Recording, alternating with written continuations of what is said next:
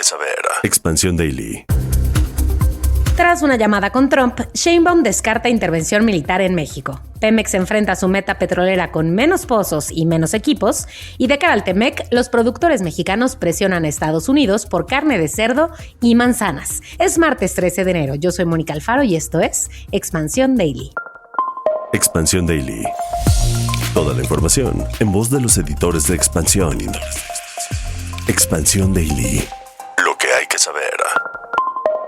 Te doy la bienvenida a este episodio de Expansión Daily. Suscríbete y comparte este episodio para que más gente esté bien informada. Hoy está conmigo Fernanda Hernández, editora de Internacional en Expansión.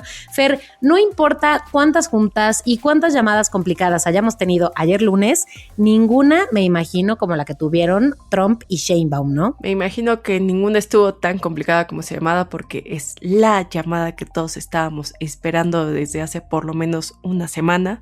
Y bueno, como siempre, un placer estar en el Daily para comentar este y otros temas. Y a ver, es que recordemos que ayer sucedió por fin. Sheinbaum habló con Trump por teléfono y él le ofreció el apoyo a México en otros temas, en varios temas. Pero Sheinbaum dijo, ahorita no, gracias. ¿Y qué fue lo que dijo en su conferencia matutina, Fer? Bueno, ayer en la mañanera, Sheinbaum dijo que buscó la comunicación directa con Trump, porque en los últimos días el presidente de Estados Unidos había estado muy insistente en afirmar que atacaría a los cárteles en México.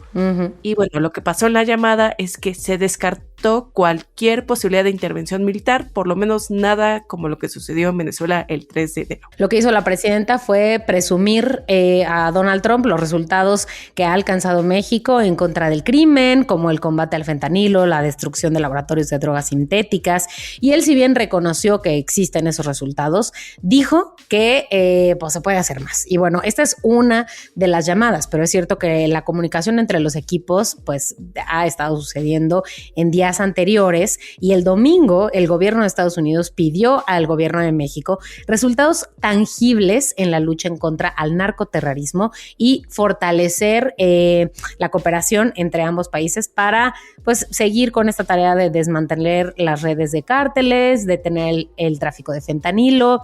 Pero estas conversaciones, Fer, tienen nombre y apellido. Claro, esta conversación fue entre Juan Ramón de la Fuente, secretario de Relaciones Exteriores, quien habló por teléfono con Marco Rubio, el secretario de Estado de Estados Unidos, el jefe de la diplomacia estadounidense, y bueno, la llamada se hizo a petición de Claudia Sheinbaum. Como resultado de esta llamada, la oficina del portavoz del gobierno de Estados Unidos informó que se reafirmó el compromiso para luchar contra el narcoterrorismo en la región y se enfatizó la necesidad de obtener resultados tangibles para proteger a su país, a Estados Unidos y al hemisferio occidental. Y un país importante en el hemisferio occidental en las últimas semanas, especialmente, es el tema de Venezuela y las expectativas económicas que se prevé podrían mejorar tras la caída de Nicolás Maduro. Recordemos pues que tienen Estados Unidos y Venezuela una relación muy tensa, muy tóxica, le llamaría en política y otros datos, así le llamamos, una relación tóxica que está pues definida por sanciones sobre la industria petrolera, incautación de tanqueros y obviamente el efecto fuertísimo disuasorio sobre otros buques. Lo que ha pasado es que Venezuela tenía que vender su petróleo con un descuento de hasta un 50%, con un bajo nivel de producción y exportación, el colmo para un país pues tan petrolero como lo es Venezuela, y que tuvo que profundizar el uso de criptomonedas para aumentar el flujo de divisas ante la ausencia de inversiones extranjeras, mientras que la inflación aumentaba y los salarios bajaban. O sea, un escenario terrible. Ahora, se ve que esto podría cambiar. Fer, ¿qué dicen algunos especialistas? Lo que dicen los expertos es que el acercamiento entre Washington y Caracas puede traducirse en flexibilización de las sanciones, la restauración de las exportaciones petroleras, que vaya que le hace falta a Venezuela, y bueno, con esto también del flujo de divisas. Todo esto puede mejorar las expectativas y atraerá inversiones tanto estadounidenses como del resto del mundo. Los analistas también dicen que si la presidenta encargada Delcy Rodríguez da señales de apertura y flexibilización, podrá construir los consensos internos necesarios para atraer esa inversión a Venezuela. Ahora, Fer, ¿a qué se refieren los expertos cuando dicen que la presidenta encargada Delcy Rodríguez dé señales de apertura y flexibilización? ¿Se refieren a ceder ante las peticiones estadounidenses? Básicamente se refieren a eso y también a más apertura a la oposición política. Como hemos visto, prácticamente quedó borrada de las negociaciones entre Washington y Caracas, entonces se necesita también una mayor participación de otros grupos políticos, además del chavismo, para poder atraer a las inversiones. Ok, y hablemos ahora de otro de los países que está siendo centro de atención en esta crisis regional. Hablemos de Cuba, que está en su peor crisis económica y que la caída de Maduro pues podría empeorarla. Desde hace 60 años se sabe que Cuba intenta combatir el estrangulamiento de su economía, y esto gracias al embargo que le puso Estados Unidos en los 60 y que ha estado reforzando desde ese momento. Pero desde la pandemia del 2020, la crisis económica se ha puesto peor. Cuba está atravesando su peor crisis desde el periodo especial. El periodo especial fue este momento en los 90 en el que cae la Unión Soviética y Cuba se va obligada a hacer bastantes ajustes a su economía para poder sobrevivir sin su gran garante, que era, la Unión Soviética. En este momento estamos peor en Cuba porque está sufriendo de una inflación galopante, muy alta, más o menos del 14%, cortes eléctricos, escasez de alimentos, medicamentos y combustibles. Además, la isla fue golpeada por varios huracanes en los últimos años, lo que provocó inundaciones, daños en viviendas, en cultivo, en infraestructura. Vamos a sumarle otra cosa, el país sufre una ola de inmigración sin precedentes, se han ido muchísimos profesionales de la isla y todo esto, súmenle la falta de divisas, lo que provocó una erosión de los servicios sanitarios, lo cual es el colmo para un país que exporta médicos. Sí, y uno diría, esto ahora sí que ¿qué tiene que ver con la caída de Maduro? Bueno, pues desde el año 2000 Cuba tiene asegurado con Venezuela su suministro de petróleo gracias a un acuerdo que firmó con el que entonces era el presidente Hugo Chávez, a cambio del envío de estos especialistas médicos, como decías, maestros, cuerpos de seguridad, de profesionales de distintos tipos. Entonces, la crisis de Venezuela y las sanciones comerciales de Estados Unidos ya de entrada habían mermado la producción petrolera nacional y los envíos de crudo para Cuba, que para poner una referencia, pasaron de enviar hasta 90,000 barriles de petróleo diarios a 30 o 35, o sea, una tercera parte. Entonces, viven una situación muy problemática y difícil pensar, nunca antes vista, pero por lo visto es así.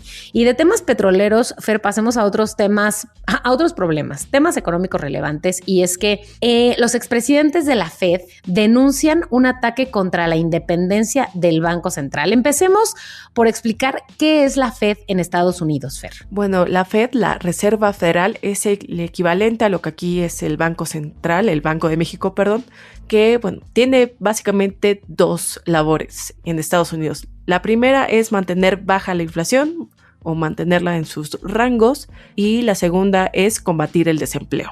En pocas palabras, a eso se dedican. Y ahora estamos hablando de las acusaciones que Trump hizo a Jerome Powell. Recordemos que Trump nombró a Powell para dirigir la Fed en su primer mandato en 2018, pero el año pasado lo acusó de politizar el Banco Central estadounidense. En realidad, pues es que Powell no quiso ceder ante muchas presiones de Trump.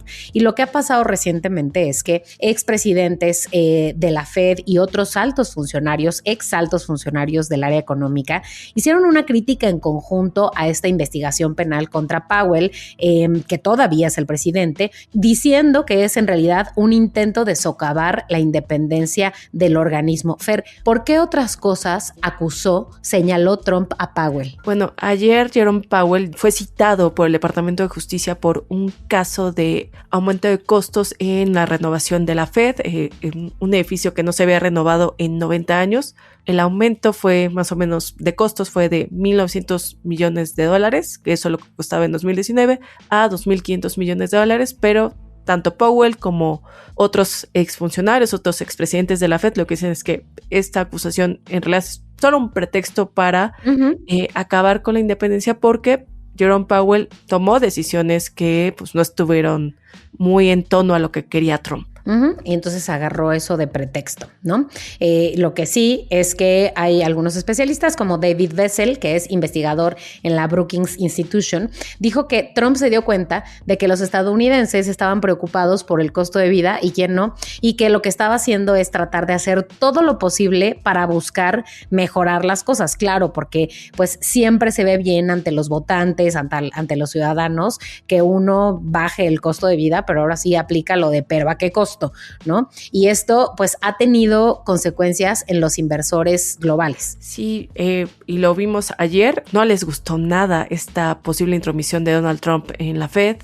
Wall Street abrió a la baja, el dólar perdió terreno frente a otras divisas y el oro y la plata, que normalmente son valores refugio donde van los inversionistas ante momentos de incertidumbre, alcanzaron nuevos récords. Todo esto por la Fed. Y todo esto ya viendo la situación de que varios parlamentarios republicanos empezaron a manifestarse públicamente desaprobando esta situación. Digo, esto a pesar de que el partido oficialista ya había mostrado poca resistencia ante las iniciativas de la Casa Blanca y ya ahorita ya se empezaron a manifestar en contra de ellas. Pero Fer, no hablemos nada más de los trapitos sucios de nuestro vecino del norte, porque nosotros también tenemos, acá también se cuecen habas, y hablemos ahorita de lo complicada que se ve la meta de producción petrolera de Pemex, que es de 1.8 millones de barriles diarios. A ver, esta meta fue planteada como eje de la autosuficiencia energética y tiene, pues un obstáculo que es, uno, por un lado, la reducción sostenida de número de pozos en operación, que cada vez hay menos,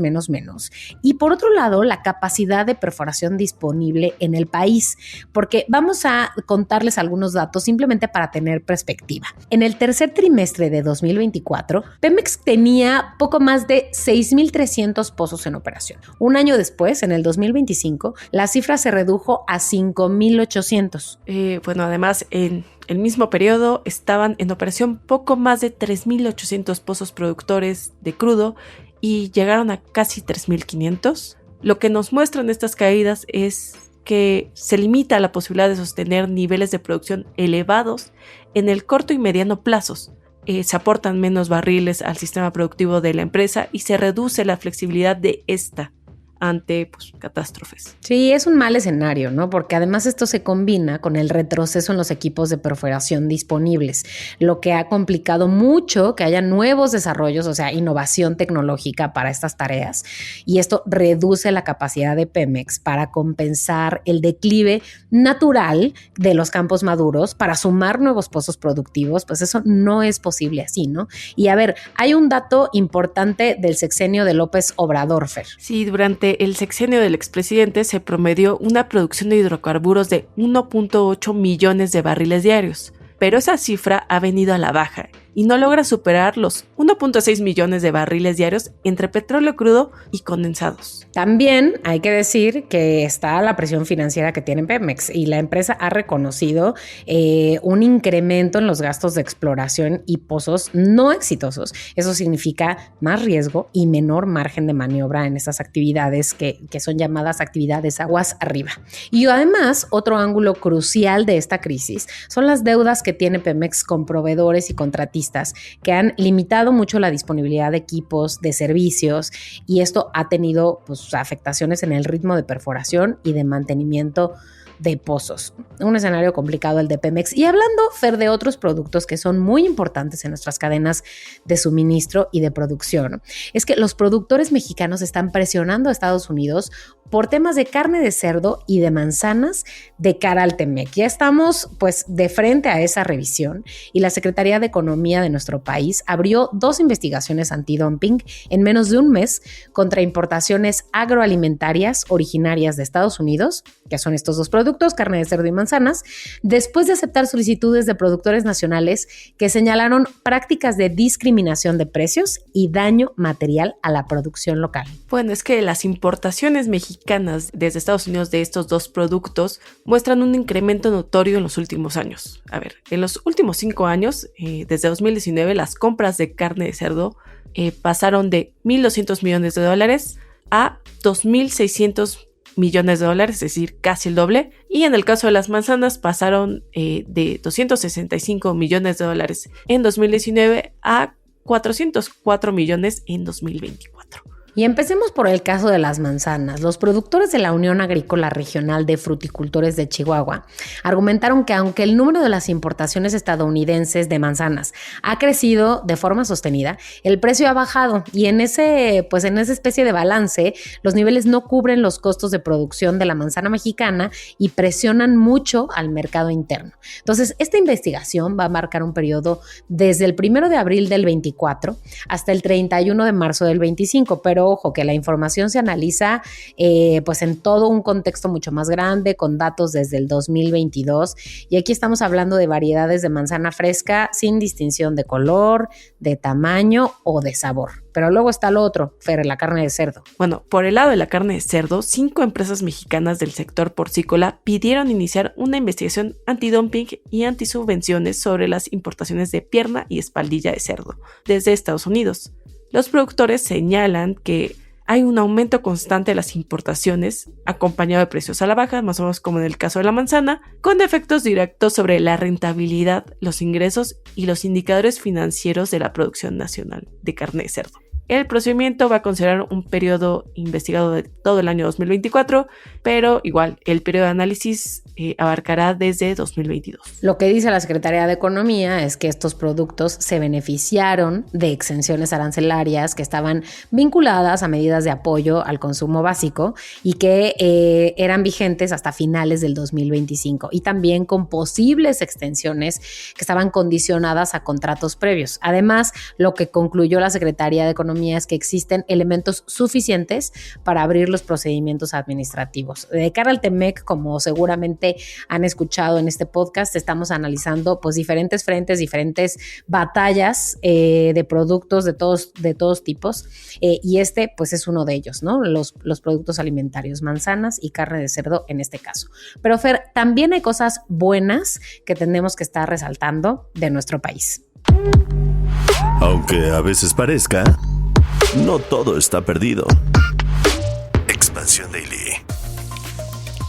Y es que si bien es cierto, en México tenemos un reto muy ambicioso hacia 2030, que es ser la quinta nación a la que lleguen más turistas y desbancar a Italia o a quien esté en ese lugar. A ver, esto significa pasar de 45 a 60 millones de turistas, es decir, lograr que cada año lleguen 3 millones de extranjeros más. Como dices, es un gran reto, pero ya alguien lo aceptó y se trata de Josefina Rodríguez, la secretaria de Turismo, que dice que México lo tiene todo y se vende solo, ya que cuenta con atractivos como playas, bosques, desiertos, ciudades, cultura y gastronomía.